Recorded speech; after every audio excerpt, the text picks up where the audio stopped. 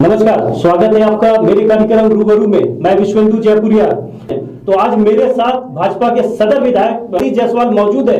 आइए इनसे भी मैं कई तरह के सवाल पूछूंगा, कुछ तीखे सवाल भी लूंगा। मनीष जायसवाल जी, आपका बहुत बहुत स्वागत है। बहुत धन्यवाद आपका। सबसे पहले मैं राजनीति पर आऊं उससे पहले जानना चाहता हूं कि आपकी स्कूलिंग, शिक्षा दीक्षा सब कहां से हुई, ये दर्शकों को बताएं। देखिए, मैं हजारीबाग में सेंट जेवियर्स का स्टूडेंट रहा 83 तक। 83 से 2 सालों के लिए मैं +2 करने के लिए सेंट जेवियर्स बोकारो में गया।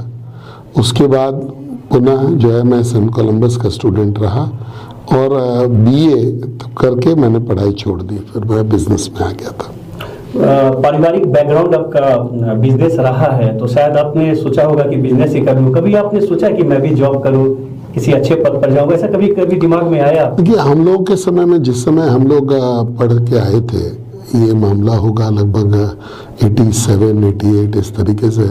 तो उस समय नौकरी का कोई बहुत बड़ा चार्म भी नहीं था और व्यवसायिक परिवार से आने पे वो जो एक सिस्टम था कि जो जिस सेगमेंट से आता है उसी सेगमेंट में रह जाता है। तो हम लोग बिजनेस फैमिली से थे, तो नेचुरल रुझान भी बिजनेस की तरफ था और परिवार ने भी इनकरेज उसी के लिए किया, तो मैं बिजनेस में ही आ गया। मैं तो यूँ कहूँगा कि हम लोग 85 से, क्योंकि हमारे पिताजी का एक्सीडेंट एक हो गया था, तो जिसकी वजह से वो काफ़ी समय तक बेड रिडन रह गए थे। रेस्ट में उनका जो है जो रीढ़ की हड्डी थी उसमें जो चोट लग गया था। तो वही समय था जबकि मैं अपना 12th क्लास पास करके मुझे दिल्ली यूनिवर्सिटी में एडमिशन मिल रहा था। लेकिन इस घटना के चलते कि फिर पीछे बिजनेस कौन देखेगा, मैं आगे नहीं जा पाया, तो फिर मैंने भी बिजनेस ज्वाइन कर लिया। उस वक्त कभी आपके दिमाग में ख्याल आया था कि मैं समाज सेवा के क्षेत्र में आऊंगा या मैं राजनीति करूंगा, मैं जनप्रतिनिधि बन के लोगों की सेवा करूंगा, ऐसा कभी आपने सोचा था? देखिए, ये जो समाज सेवा का जो सोच होता है ना, इसके बड़े डेफिनेशंस हैं। लेकिन हम लोग जिस तरीके से हैं कि हम आए हैं, पैदा हुए हैं, तो अपने परिवार के अलावे जो समाज में जो परेशान परिवार है उनका मदद करना हम लोग का एक लक्ष्य भी था। आज हमने अपने दादा से, अपने पिताजी से ये देखा भी था कि जब हम लोग प्योरली बिजनेस में थे, जब कोई राजनीति का कोई एंगल परिवार में नहीं था, उस समय भी हम लोग शादी के लिए, विवाह के लिए, कोई बीमार हो जाए या कोई घर बना रहा हो या अन्य चीज़ों के लिए जो हम लोगों से हो पाता था वो हमारे परिवार के लोग करते रहे थे। तो वो एक पारिवारिक संस्कृति थी जो कि हम लोगों ने भी सीखा। जैसे जो आप घर में देखते हैं वही चीज़ सीखते भी हैं, तो हमने भी यही चीज़ सीखा। और बेसिकली ये एक ध्येय है, एक लक्ष्य है जिसको कि अब हम लोगों ने जीवन का एक उद्देश्य भी बना लिया है। राजनीति में तो बाद में आए, और राजनीति और समाज सेवा 2 अलग अलग चीज़ें हैं। राजनीति में आप जब आते हैं और अगर आप कोई जनप्रतिनिधि बन जाते हैं तो आपका दायित्व तो बनता है, उस समय आप जन सेवक थोड़ा कम रहते हैं। आपका दायित्व तो बनता है कि आप आगे आएँ और समाज को आगे लेकर के जाएं। जिस क्षेत्र का प्रतिनिधित्व कर रहे हैं उसमें जो है आप उसको आगे लेकर के जाए, उसका डेवलपमेंट करें, ये लक्ष्य होता है। विधायक के तौर पर अगर मैं आपकी बात करूं तो मैं खुद भी बहुत एडमायर करता हूं कि आप बहुत सर्व सुलभ हैं। आप फोन पर भी अवेलेबल रहते हैं, लोगों की सेवा में भी तत्पर रहते हैं। कहीं भी किसी को जरूरत होती है, मैंने देखा है कि अगर आपके कंस्टिट्यूएंसी का नहीं भी है तो भी आप उसकी मदद करते हैं। ये आपका एक गुण है। तो मैं जानना चाहूंगा मनीष जायसवाल, लोगों की मदद के लिए इस तरीके से काम कैसे कर लेते हैं 24/7? देखिए, ये तो एक जुनून होने की बात है कि हम लोग बिजनेस बैकग्राउंड से आते हैं। तो बिजनेस में अगर आप देखिएगा तो आदमी चीज़ों को खरीदता है, चीज़ों को बेचता है, हर प्रकार के लोगों से वो अटैच्ड रहता है, उसका पाला पड़ता है।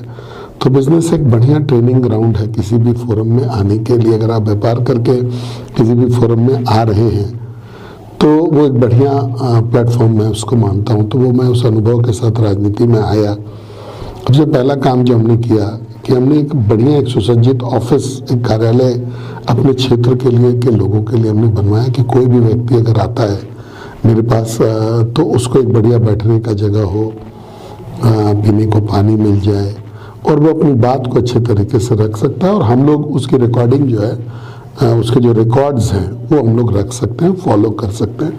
तो ये हमने किया।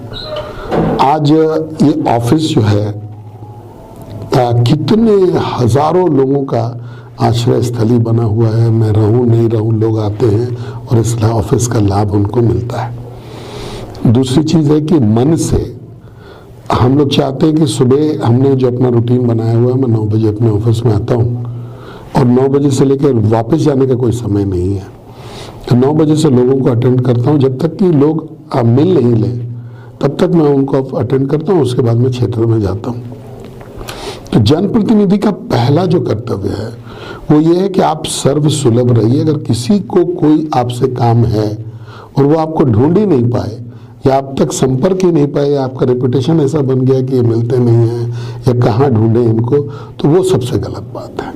तो मैंने अपने आप को इस बुराई से अलग रखा और मैं सुलभ हूँ। कोई भी व्यक्ति अगर हमसे मिलना चाहता है तो 9 बजे के आसपास में हमारे ऑफिस में आ जाए।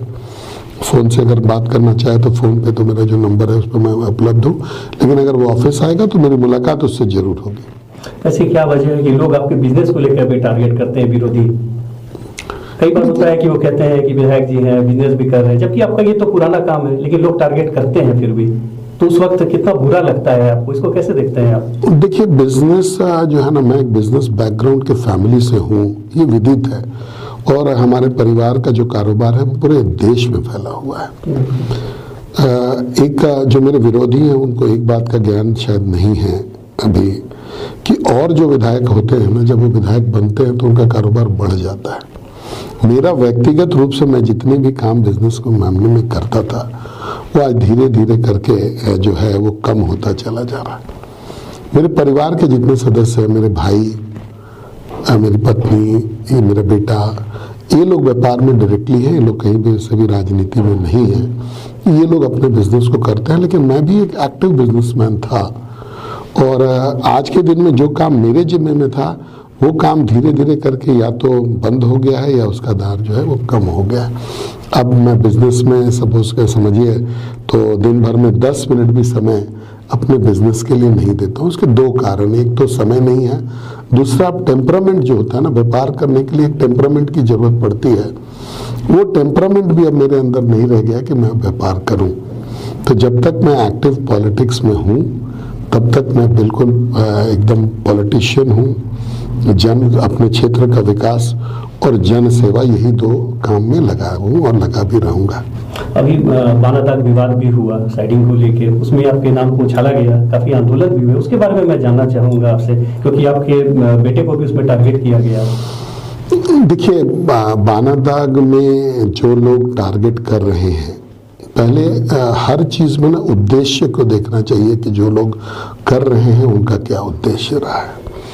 आपने अच्छा प्रश्न किया है लोगों के बीच में। मैं पहले भी प्रेस वाले ने कुछ लोगों ने जानना चाहा तो मैंने बताया था। बानादाग की उत्पत्ति कैसे हुई, सबसे पहले ये समझना चाहिए।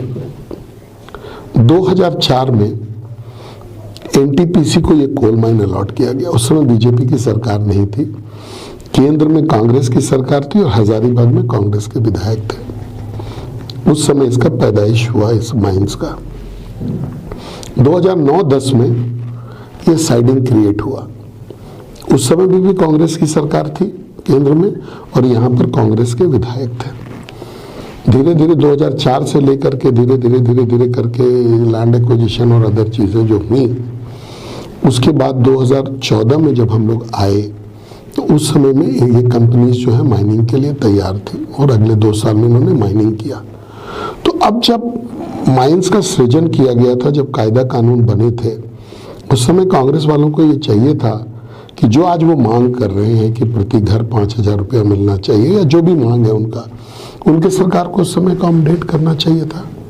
तो ये बानादाग का जो क्रिएशन है वो हम लोगों का नहीं है। और दुनिया में सभी लोग जानते हैं, आपको भी ये जानकारी होगी कि जहाँ भी माइंस आएगा, माइंस के साथ प्रगति भी आती है, पोल्यूशन भी आता है। यहाँ कोई बानादाग कोई नया नहीं है। जहाँ कोयला का माइनिंग होगा वहाँ उस क्षेत्र में कालिख जो है वो, मतलब आप देखेंगे तो काला प्रदूषण होगा। जहाँ आयरन ओर का होगा वहाँ लाल होगा, जहाँ बॉक्साइट का होगा वहाँ लाल होगा। लेकिन आपको ये देखने का जरूरत रहेगा कि हम लोगों को जो मिला, मैंने इसको नहीं सैंक्शन करवाया, ना तो मेरे टर्म में सैंक्शन हुआ है, ना तो साइडिंग बना है मेरे समय में, ना तो बानादा का ये जो आपका जो माइंस जो आया है बड़कागांव में, ये कांग्रेस की उत्पत्ति है और हमारे पहले है। अब अगर कांग्रेसियों को लगता था कि यहाँ प्रदूषण नहीं करना है तो उनको इसको सैंक्शन नहीं करना चाहिए था, या अगर उन्होंने सैंक्शन किया तो उसको ये देखना चाहिए कि आज हम लोगों ने क्या क्या काम किया है। मैं इसको तीन परिवेश में देखता हूँ। एक तो सामाजिक परिवेश है, दूसरा इसका जो है पोल्यूशन एंगल है, और तीसरा जो एंगल है वो रोजगार से जनित है। अभी आप समाज सेवा के क्षेत्र में अगर आप देखेंगे सामाजिक कार्यों के हिसाब से, तो आज से 10 साल पहले ये कुसुम्भा जो गांव है ये नॉन इलेक्ट्रिफाइड विलेज था, और शायद हजारीबाग जिले का सबसे पिछड़ा गांव होने का सौभाग्य उसको प्राप्त होगा। और अगर हम लोग कहेंगे कि पिछले 10 साल में किसी एक पंचायत में अगर सबसे ज्यादा राशि खर्च की गई हो सरकार के द्वारा, तो वो शायद कुसुम्भा ही होगा। कुसुम्भा का जो रोड बन गया है, कुसुम्भा में स्ट्रीट लाइट है, कुसुम्भा में देखिएगा कि सामाजिक परिवर्तन के तौर पे तालाबों का गहरीकरण हुआ है, अन्य डेवलपमेंट के जो काम हैं वो हुए हैं। हम लोग पहले भी उस सड़क से गए थे, चेकपोस्ट से लेकर के फतह मोड़ तक जो सड़क है वो चलने योग्य नहीं था और बिल्कुल ग्रामीण सड़क था। आज के दिन में आप वहाँ जा करके देखेंगे तो 18-20 फीट का जो हाईवे क्वालिटी का है वो रोड बना हुआ है। तो ये वहाँ का जो है उत्थान है। हम लोगों ने एक गाड़ी भी चलाई है, बस, जो कि वहाँ के बच्चों को जो है लेकर के आता है स्कूल, और विशेष करके बेटियों के लिए ये जो है सेवा आपके जो है कॉलेजेस में, स्कूल्स में वहाँ पर ये देता है। पोल्यूशन के नाम पर अगर आप देखेंगे तो ये साइडिंग जो है, मैं बल्कि साइडिंग की बात करूँगा इसलिए कि हमारे क्षेत्र में यही पड़ता है। पूरे साइडिंग में बाउंड्री वॉल है, और इस बाउंड्री वॉल के ऊपर में एक 20 फीट का ग्रीन कैनोपी लगा हुआ है ताकि जो डस्ट है उसको वो सेपरेट कर सके। पूरे साइडिंग में वाटर स्प्रिंकलर लगा हुआ है, और जो सड़क है वहाँ पर गांव वालों को के माध्यम से टैंकर चला करके वो जो ट्रांसपोर्ट का क्षेत्र है वहाँ पे पानी पटाया जाता है। मैं पीरियडिकली उसका वीडियो भी देखता रहता हूँ। ये भी सच है कि कुछ गांव वाले लोगों ने लिया है टैंकर, और जैसे उनको अगर 5 ट्रिप चलाना चाहिए तो वो 5 ट्रिप नहीं चला करके कुछ कम चलाते हैं, जिससे कि कुछ प्रदूषण है वहाँ पे। इसके बाद आप देखेंगे कि जितनी भी ट्रक्स आती हैं माइन से वो सब कवर्ड है, और जितना भी रेक जाता है यहाँ से सब पर कवरिंग लगा हुआ होता है। मैं आपको प्रमाण दे सकता हूँ इसका। आप जीटी रोड में भी देखते होंगे कि आप NH-33 पे देखते होंगे कि ट्रक जा रहा है, कोई भी CCL से जो कोयला निकलता है वो कभी भी ढका हुआ नहीं होता है, लेकिन इस माइन से जो कोयलेरी से जो कोयला निकलता है वो ढका हुआ होता है। अभी एक गांव को, बानादा को, हम लोगों ने के 255 किसानों को लगभग 15 लाख कुछ रुपया जो है क्रॉप कॉम्पनसेशन के भी अवार्ड हम लोगों ने करवाया है। अन्य गांव का जो मामला है वो चल रहा है। तो पोल्यूशन को लेकर के हमने ये काम किया है। तीसरा, रोजगार को लेकर के अगर हमने भी एक ये भी दिया था जिला प्रशासन को कि लगभग डायरेक्टली और इनडायरेक्टली 500 लोगों को वहाँ से रोजगार है। अब ये तुलना अगर आप चरही से करें या किसी भी अन्य साइडिंग से करें पूरे हिंदुस्तान में, मैं गारंटी के साथ कह सकता हूँ कि आप इसका 10% भी एम्प्लॉयमेंट कहीं और पे नहीं है। और जितने लोग एम्प्लॉयड हैं उसमें से 90% लोग लोकल हैं, 98.5% लोग इसी राज्य के हैं, 1.5% लोग जो है अन्य राज्यों के हैं, और 90% लोग जो हैं आपके इसी जिला के हैं। सभी को मिनिमम वेजेस मिलता है, सभी को चेक से पेमेंट मिलता है, सभी का पीएफ कटता है, सभी का ESI का पेमेंट होता है। ये हमारी उपलब्धि रही है। अब अगर इसके बाद हमने जो मांग आया इनका कि 5,000 रुपया प्रति घर मिलना चाहिए, पर घर में नौकरी मिलना चाहिए, आपको जो है बिजली फ्री होनी चाहिए, और हर घर में वृद्धावस्था पेंशन मिलना चाहिए, मैंने इस मांग का विरोध नहीं किया, लेकिन हमको ऐसा लगता है कि इस मांग में सीरियसनेस कम है, लोगों को ठगने का मत ज़्यादा है। इसलिए कि अगर NTPC अगर ये सब चीज़ें यहाँ देगी तो NTPC के जितने भी प्रोजेक्ट्स चल रहे हैं उन सभी में इनका भुगतान करना पड़ेगा। तो ये डिमांड जो है, मैंने कभी इसका विरोध तो किया नहीं कि आप मत दीजिए। हमको एक जगह पर ये मिला था मेरे पीरियड में, हमने उसमें इन तीनों एंगल में जो मैक्सिमम मैं कर सकता था मैंने किया।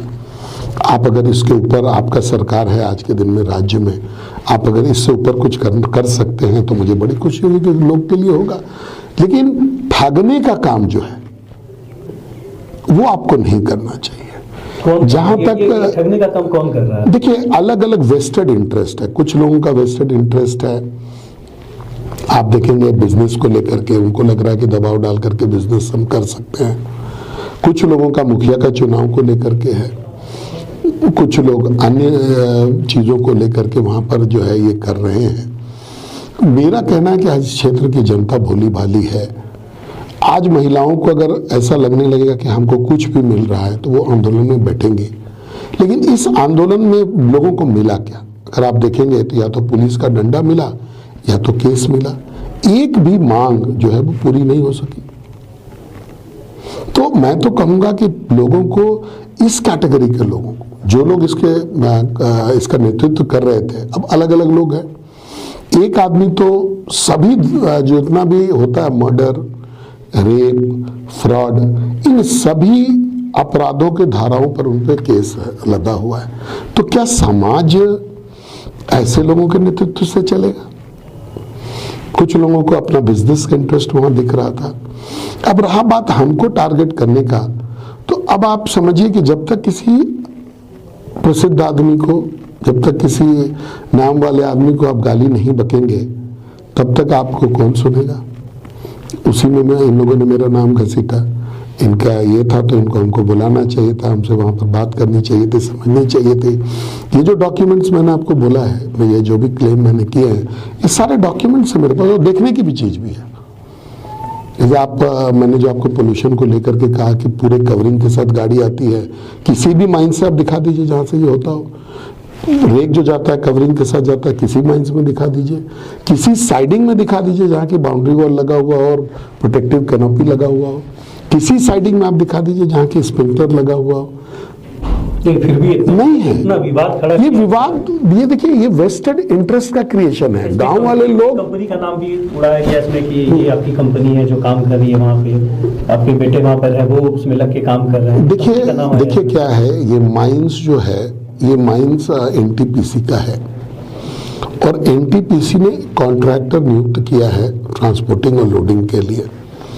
हमारे परिवार में हम लोग बहुत दिनों से रेक लोडिंग का काम करते थे। पहले बरबील में हम लोगों ने किया, जोड़ा में आयरन ओर का, और आज हमारा एक साइडिंग है, राजग्राम बोल के एक जगह है पश्चिम बंगाल में, जहाँ की हम लोग ये पत्थर, हमारे परिवार के लोगों का बिजनेस है, जहाँ ये पत्थर रेक पे लोड करते हैं। साइडिंग हमारे परिवार ओन करता है, हमारी ज़मीन पे ही है। उस अनुभव के तहत यहाँ पर भी जो लोडिंग का काम है, केवल लोडिंग का, मतलब जो कोयला वहाँ गिरा रहता है उसको उठा करके रेक में डालने का काम जो है हमारे बेटे का जो फर्म है वो करता है। और ये एक लेजिटिमेट बिजनेस है जिसपे कि जो जितने भी आपको हमारा लेबर का रजिस्ट्रेशन है, पीएफ का रजिस्ट्रेशन है, जीएसटी का रजिस्ट्रेशन है, इनकम टैक्स। और ये भी बात आपको समझना चाहिए कि हमारा परिवार आज से, कोई मेरे विधायक बनने के बाद से हम लोग बिजनेस में नहीं आए हैं।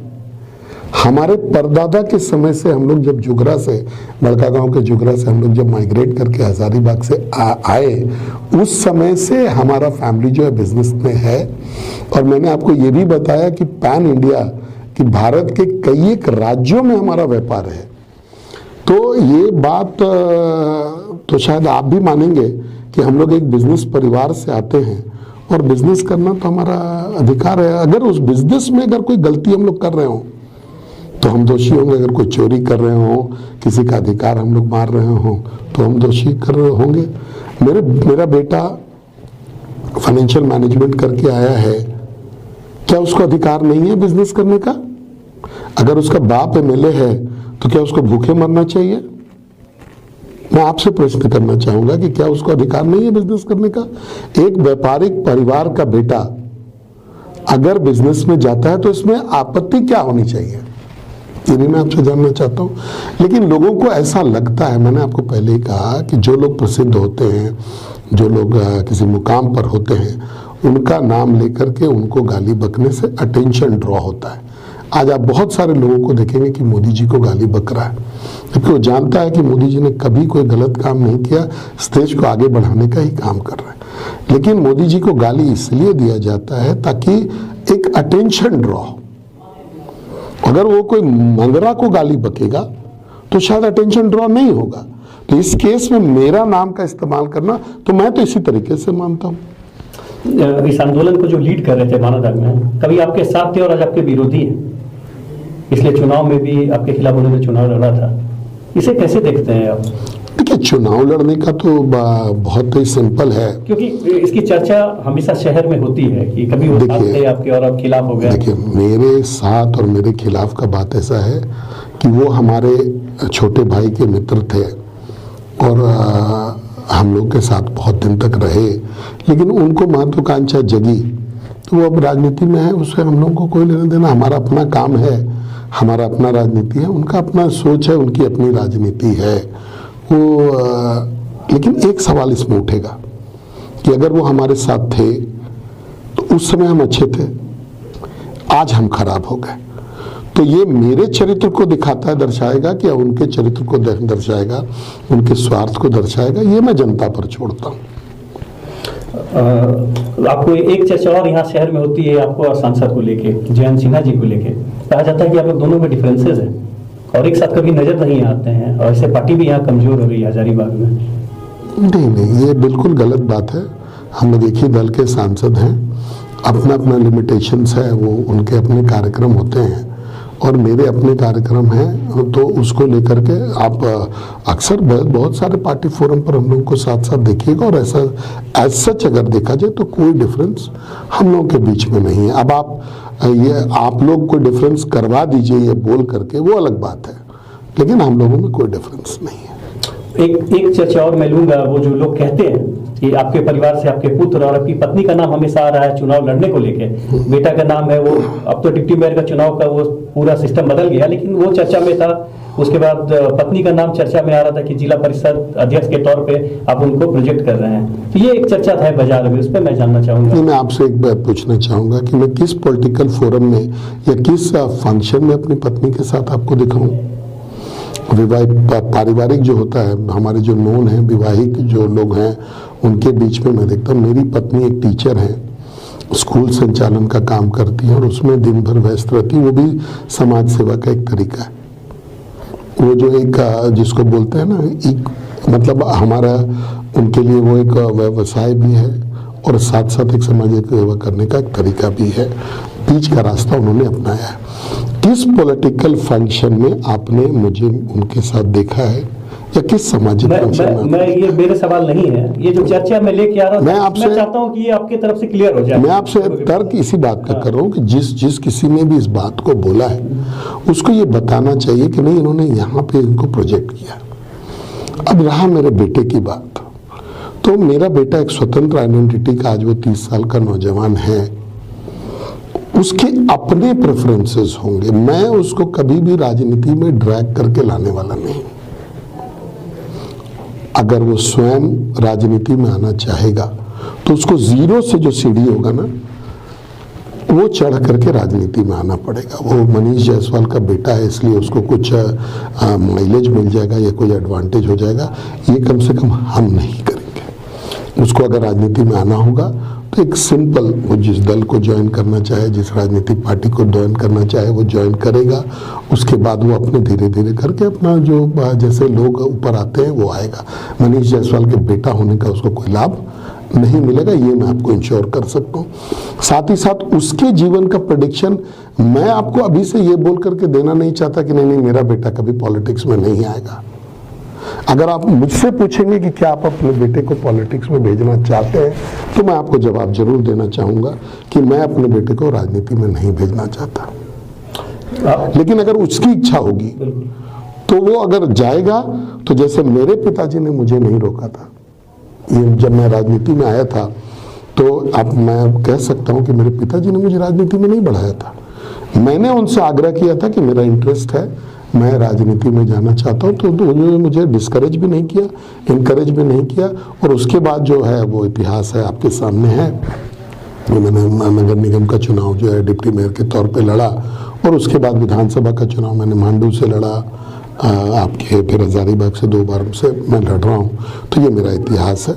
तो लोगों को ये देखना चाहिए, जो लोग भी इस तरीके का हरकत करते हैं। मैं फिर यही बात बोलूँगा कि किसी हर पॉपुलर लोग के बारे में ये बात बोली जाएगी तभी कोई सुनेगा। अगर उनसे काउंटर क्वेश्चन पूछे कि मेरी पत्नी को उन्होंने कब किस राजनीतिक कार्यक्रम में देखा, ऐसी कौन सी राजनीतिक गतिविधि में उन्होंने देखी गई हो जिससे कि आप ये कवायद लगा रहे हैं कि ये जिला परिषद की सदस्य बनेंगी। और ये मैं उन लोगों को बताना चाहूँगा कि मेरी पत्नी जो है 28 नंबर वार्ड की वोटर है, वो कहीं से एलिजिबल नहीं है जिला परिषद का चुनाव लड़ने के लिए। तो उस तौर पर वो जिला परिषद के लिए के अध्यक्ष का चूंकि अप्रत्यक्ष चुनाव होता है, जब वो जिला परिषद का सदस्य बनने के लिए एलिजिबल नहीं है तो चेयरमैन बनने के लिए तो बिल्कुल ही एलिजिबल नहीं है। वैसे लोगों को, आप लोगों से भी पूछना चाहिए कि सच्चाई क्या है। चलिए, आपने इसको क्लियर किया। दूसरा टर्म है विधायक के तौर पे आपका। स्थानीय मुद्दों को आप बहुत पुरजोर तरीके से उठाते हैं, चाहे सड़क का मामला हो या फिर आप विधानसभा में भी जाते हैं, कहते हैं। एक मामला आपने उठाया था थाना नंबर 140 का, दाखिल खारिज पूरी तरीके से बंद है, जबकि निगम उसको करता आ रहा है। लोग बहुत परेशान है उसमें और अब तक कुछ हो नहीं पाया। देखिए, मैं पिछले 4 सालों से उसमें प्रयासरत हूँ और आपने देखा होगा कि विधानसभा में एक ही सब्जेक्ट को जितनी बार हम लोगों ने टेकअप किया है, ये बात सही है कि बहुत सारे लोग बीमार हैं, बहुत सारे लोगों की शादी होनी है, तो लोग संपत्ति इसलिए अर्जित करते हैं कि समय पर काम आए। अगर वो संपत्ति समय पर काम नहीं आएगा तो संपत्ति अर्जित करने का कोई मायने नहीं है, कोई वैल्यूज भी नहीं है। मैंने पूरा प्रयास किया है, आपने मेरा अगर वीडियो देखा होगा तो हर फोरम पर मैंने प्रयास किया है। वहाँ टेक्निकल पेज कहाँ है ये आप समझें कि जब जमींदारी वेस्ट हुआ तो उस समय में ये जो नगर निगम का जो जमींदारी था इस थाना नंबर 140 पे, ये भी खत्म हो जाना चाहिए था। लेकिन हाईकोर्ट के एक आदेश के चलते ये जो है लटका रह गया मामला और दाखिल खारिज का जो राइट है वो नगर निगम के पास रह गया, जबकि ये काम जो है राजस्व का है। अब मेरी 2 चिंताएं हैं। एक तो कि अगर ये जहां है वहां रह गया तब तो बहुत अच्छी बात है, लेकिन अगर ये ब्लॉक जाता है तो आज के दिन में सारे रिकॉर्ड्स पता नहीं नगर निगम से अच्छे से ब्लॉक में जाएंगे कि नहीं जाएंगे। और अगर वहां पर डिजिटल करके रिकॉर्ड को नहीं भेजा जाता है तो रिकॉर्ड ट्रांसफर में इधर उधर हो जाएगा, भुला जाएगा और उन सब रिकॉर्ड्स का फिर कोई ट्रेस मिलना मुश्किल है और लोग अननेसेसरी परेशान होंगे। लेकिन सरकार चाहती तो बीच का रास्ता निकाल सकती थी कि जब तक कोई अल्टरनेटिव रेमेडी इसमें नहीं मिल जाता है, जब तक हम जो चाह रहे हैं वो नहीं हो जाए, तब तक कम से कम काम नहीं रुकता। जैसे 2012 के पहले ये जो चल रहा था, बाद में भी ये चलता रहता तो अच्छा था। एक जरूरी सवाल मैं आपसे लूंगा, क्योंकि आप कितने भी व्यस्त रहे फोन आप जरूर उठाते हैं, लेकिन अधिकारी जो यहाँ पोस्टेड है, कोई भी अधिकारी, अगर टॉप से बात करूं मैं नीचे बॉटम तक, तो कोई भी अधिकारी फोन नहीं उठाते हैं। तो ये कितना दुखद है, क्योंकि आम आदमी को जब भी जरूरत होता है, जब पत्रकार के तौर पे अगर मैं भी रिंग करता हूं तो वो फोन नहीं उठाते हैं। तो ये कम्युनिकेशन गैप, अधिकारी हो के आप फोन नहीं उठा रहे हैं किसी का भी, तो ये कैसे देखते हैं आप इसको? देखिए, अभी हमने कल यहाँ मुफस्सिल थाना के थानेदार को कल 2 बार फोन लगाया, तो दोनों बार उन्होंने फोन नहीं उठाया। मैं उनकी व्यवस्था समझ सकता हूँ कि शायद बिजी होंगे, लेकिन कल पूरा दिन बीत गया, उनका फोन नहीं आया। आज भी दूसरा दिन है, उनका फोन नहीं आया। आज में हमने समझा कि भाई इनको लगता है कि हम लोगों से कोई वास्ता नहीं है, जनप्रतिनिधि से कोई वास्ता नहीं रखना चाहते। हमने भी उनका फोन ब्लॉक कर दिया। लेकिन अगर कोई मुद्दा होगा तो हम लोगों को उनसे भिड़ना ही पड़ेगा। मेरा ये मानना है कि जब तक प्रशासन, सरकार संवेदनशील नहीं होगी, तब तक प्रशासन जो है कभी भी चुस्त नहीं होगा। आपने पिछला भाजपा का 5 साल का शासनकाल देखा, यही अब अपराधी जो है थर थर, ये जो अधिकारी हैं, गलती से मेरे मुंह से अपराधी निकल गया, क्षमा करेंगे, ये जो अधिकारी हैं ये अपने काम के प्रति जो है ईमानदार रहते थे, कोशिश करते थे कि समय से काम जो है वो निकल जाए। और आपने देखा होगा कि जनसंवाद जो था, मुख्यमंत्री जनसंवाद, उसमें बहुत सारे गरीबों का काम भी हुआ। अब ये सरकार स्वयं ढीली है, तो नीचे जो पदाधिकारी हैं उनसे आप क्या उम्मीद कर सकते हैं? प्लस जो चर्चा में है कि आप जानते हैं कि आज के दिन में पदस्थापना कैसे होता है, तो अगर जो पदस्थापना उस प्रकार से होगा, जो बात हम लोग सुनते हैं, अगर उसमें सच्चाई है, तो कोई भी व्यक्ति क्यों डरेगा किसी से? और अगर डरेगा नहीं तो जो अभी चीजें हो रही हैं वो कोई आश्चर्यजनक चीज नहीं है। भाई, अच्छे पदाधिकारी वो होते हैं जो लोग फ्रंट से, आगे से लीड करते हैं।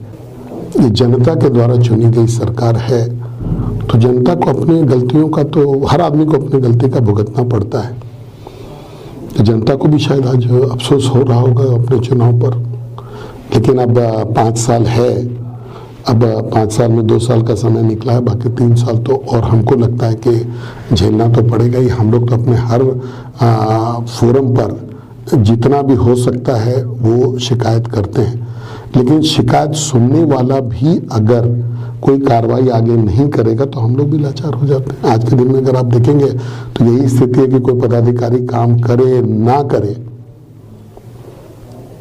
2018 से पंचायत सचिव का लटका हुआ है, वो रिजल्ट ही फाइनल नहीं निकल रहा और मामला हाईकोर्ट में है। कितने सारे मामले हैं, पंचायत सचिव का ही मैटर आप छोड़ दीजिए, आज जो बहाली के नाम पर जो हो रहा है, जेपीएससी का जो घोटाला है, अभी आपको जो इन्होंने जो स्थानीय नीति जो घोषित की रखी है, नियोजन नीति, उसको देखेंगे तो सभी आज जो इन्होंने भाषा पर जो किया है, आज हिंदी और अंग्रेजी की अनिवार्यता को समाप्त कर दिया है, उर्दू को उसमें बल्कि जोड़ दिया गया है। विधानसभा में नमाज कक्ष का बनाया जाना, तो ये सब केवल वोट की राजनीति हो रही है। दूसरा जो है पैसा का जो है, आप मतलब हर जगह हर क्षेत्र में आप हजारीबाग को ही देख लीजिए कि यहाँ पर क्या क्या कुकृत्य चल रहा है, मुझे आपको बताने की जरूरत नहीं है, ये बिल्कुल सामने है। ये सब चीजें पिछली सरकार में देखने को नहीं मिलती थी, क्योंकि वो सरकार एक सख्त सरकार थी और एक अच्छा गवर्नेंस देना चाहती थी। ट्रैफिक व्यवस्था की अगर मैं बात करूं तो हजारीबाग में बिल्कुल ध्वस्त है, हर रोड जाम रहता है सुबह से लेकर शाम तक, इसका कोई निराकरण नहीं हो पा रहा है। देखिए, इसमें मैं 2 बात आपसे कहना चाहूँगा। ये बात बिल्कुल सही है कि हजारीबाग में ट्रैफिक की व्यवस्था जो है वो बहुत चरमराई हुई है, लेकिन अगर आप इसमें प्रिंसिपल रूप से देखेंगे तो हम लोग दोषी हैं, हजारीबाग के लोग दोषी हैं।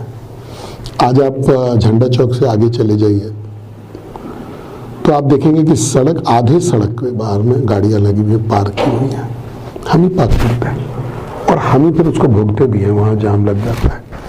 तो ये एक आम बात है। हजारीबाग में आप मेन रोड में जाइए तो देखिएगा कि एक गाड़ी भी गुजरने लोग नहीं देगा, बगल में मोटरसाइकिल लगाया रखेगा। तो पहला तो हम लोगों को थोड़ा सुधरना पड़ेगा, और इस सुधरने में सरकार को थोड़ी मदद करनी पड़ेगी, थोड़ा कड़ाई करना पड़ेगा, थोड़ा और चालान कटे, थोड़े लोगों को तकलीफ बढ़े, तो लोगों को जो एक कानून का जो फॉलो करने का जो आदत है उसकी आदत बनेंगे।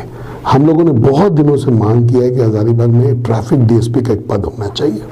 आपने देखा होगा, इसको लेकर के हमने विधानसभा में भी प्रश्न किया है, क्योंकि आज ट्रैफिक इंस्पेक्टर का पोस्ट है, लेकिन वो उतना कारगर नहीं है। अगर डीएसपी का पद रहेगा तो वो पूरे जो शहर है उसको वो मैनेवर कर पाएंगे, क्योंकि अभी केवल डिस्ट्रिक्ट बोर्ड पर ही जाम नहीं लगता है।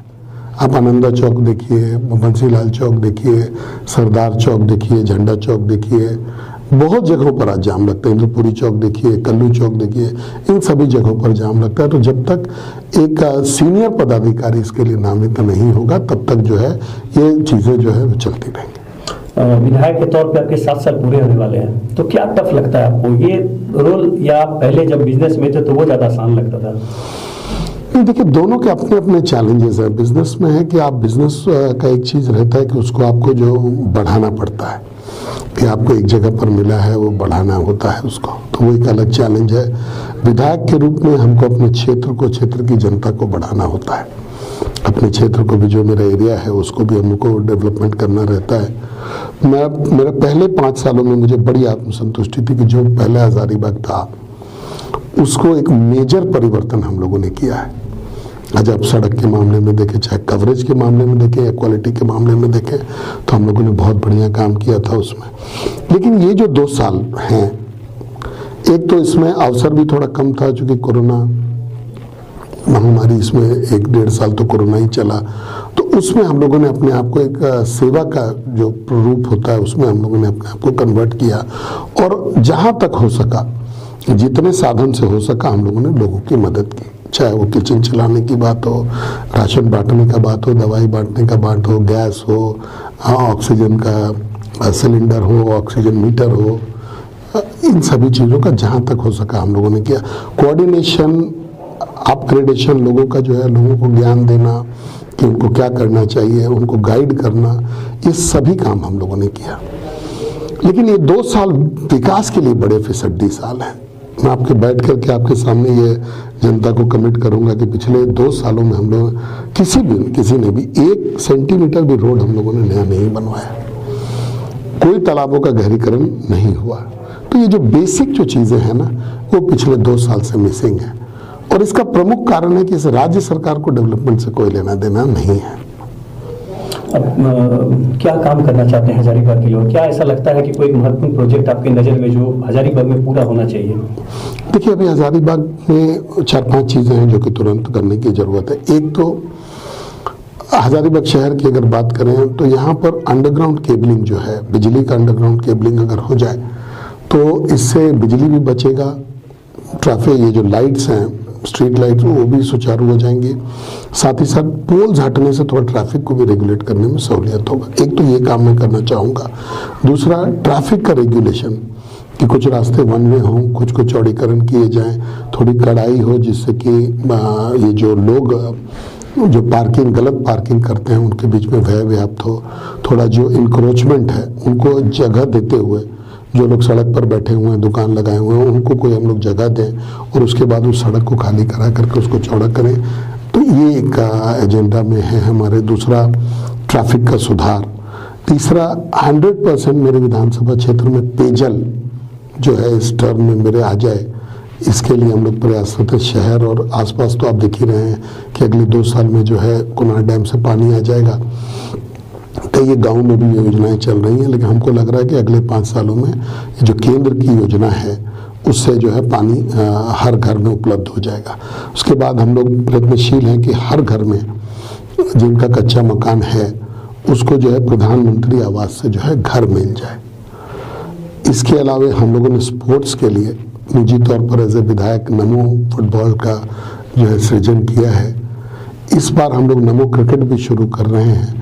देखिए, एक विधायक के नाते हमारी जिम्मेवारी हर क्षेत्र में पड़ती है, स्पोर्ट्स में पड़ती है, कल्चर में पड़ता है, डेवलपमेंट में पड़ता है, पर्सनली किसी का शादी ब्याह कोई बीमार हो उसके में मदद करने का, ये सब दायित्व हम लोगों का होता है। अगर मैं कहूँ कि केवल मैंने सड़कें बना दी लेकिन मैं स्पोर्ट्स के लिए कुछ नहीं कर सका तो वो मेरी उपलब्धि, वो मेरा फेलियर होगा। तो हम लोग हर क्षेत्र में काम करते हैं और रोज के बेसिस पे करते हैं।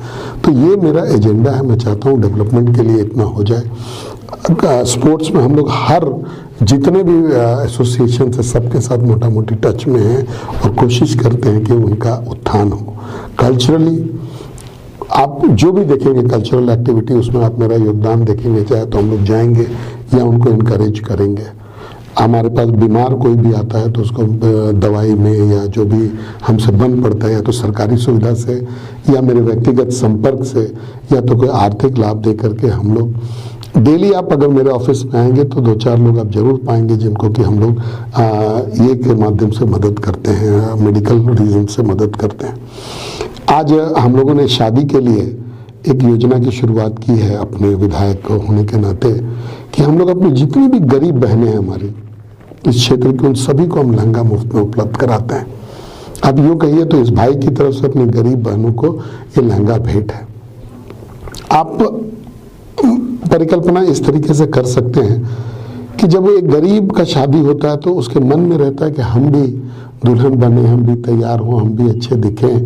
तो उसके मन में जो वो देखती है अपने गांव में जो संपन्न लोगों के यहाँ लहंगा पहने हुए या अन्य चीज़, तो उसको भी लगता होगा कि हमारे दिल का अरमान भी पूरा हो। तो मुझे जब मैं अपनी गरीब बहनों को लहंगा पहने हुए देखता हूँ तो मुझे बड़ी खुशी हो रही है कि मैं उसके अरमानों को साकार करने में मेरा एक भूमिका है, मेरा एक योगदान है।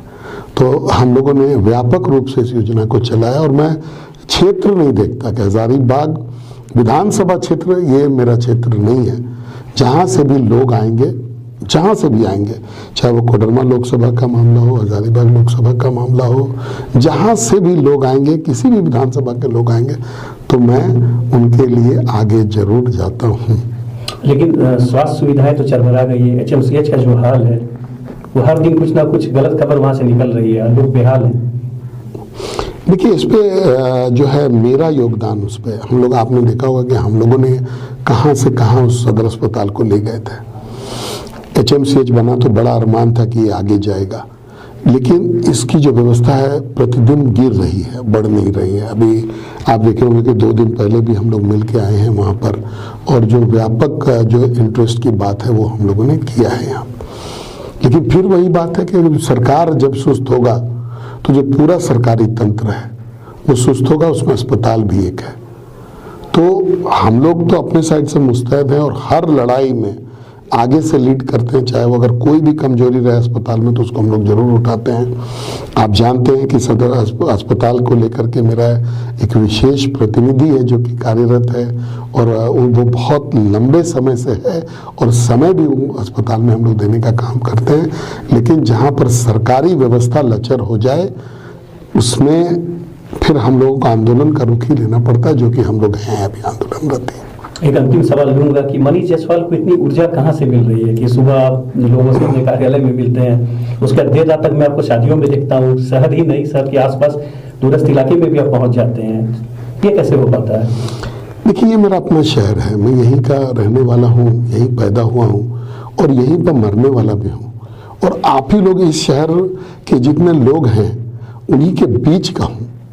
तो जब कोई भी निमंत्रण हमको मिलता है या कोई भी व्यक्ति मेरे पास आता है या कोई भी फ़ोन करता है तो हमको लगता है कि मेरा अपने शहर का आदमी, मेरा एक अपना आदमी हमको फ़ोन कर रहा है, और हम पूरा प्रयास करते हैं कि उसका काम हो। कोई भी कार्ड मेरे पास आए, जब तक कि कोई 2 प्रोग्राम आपस में लड़ नहीं जाए, 2 प्रोग्राम समानांतर नहीं हो जाए, तब तक मैं कोई भी प्रोग्राम को मिस नहीं करता। और मैं आपको ये भी बताऊं कि जो टाइम हम लोग देते हैं वो 99% हमने कोशिश किया है, चाहे किसी को उद्घाटन का टाइम दिया हमने या किसी के यहाँ जाने का समय दिया, तो वो मेरा जल्दी वो कार्यक्रम मेरा कैंसिल नहीं होता है। अभी तक का मेरा उपलब्धि है कि हमने 99% से ज़्यादा जो समय हमने दिया है लोगों को, तो वो मैं पूरा करता हूँ। तो मनीष जायसवाल आज के दिन में बिजनेसमैन का नाम नहीं है। हम अपने क्षेत्र में सेवा के लिए हैं, डेवलपमेंट के लिए हैं, और ये भी हमको फर्क नहीं पड़ता है कि हम विधायक हैं कि नहीं है। लक्ष्य हमारा जो है वो सेवा है, और उसमें अब लाइफ लॉन्ग हम उसमें लगे रहेंगे। आप ऐसे ही ऊर्जावान बने रहे, लाइफ लॉन्ग लगे रहे। आपने हमारे लिए समय निकाला, उसके लिए बहुत बहुत धन्यवाद। तो ये थे मनीष जायसवाल, इन्होंने बहुत बेबाकी से सारे सवालों के जवाब दिए। फिर मिलता हूँ किसी नए अतिथि के साथ। धन्यवाद।